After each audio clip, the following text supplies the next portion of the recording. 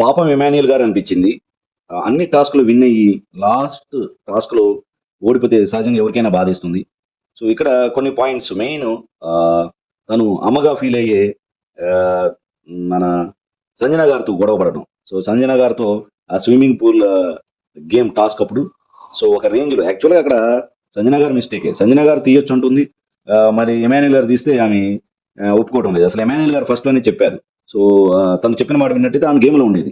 కానీ ఆమె అపార్థం చేసుకొని, మిస్‌అండర్‌స్టాండ్ చేసుకొని అతనికి వ్యతిరేకంగా ఎమాన్యుయల్ గారికి వ్యతిరేకంగా వెళ్ళడంతో ఇద్దరి మధ్యలో దూరం పెరిగింది. సో, ఈ టాస్క్‌లో ఆహ్, తను ఇతను పెడుతున్న వాటిని తీసేయటం.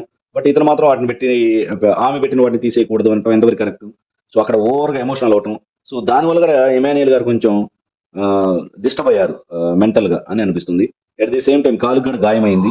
సో, దాంతో కూడా కొంచెం డిస్టర్బ్ అయ్యి సో, ఓవరాల్‌గా ఎమాన్యుయల్ గారి యొక్క బ్యాడ్ లక్ అని చెప్పాలి. టైం కలిసి రాలేదు. సో, ఇది ప్యూర్‌లీ ఎమాన్యుయల్ గారి యొక్క బ్యాడ్ లక్ అని చెప్పాలి.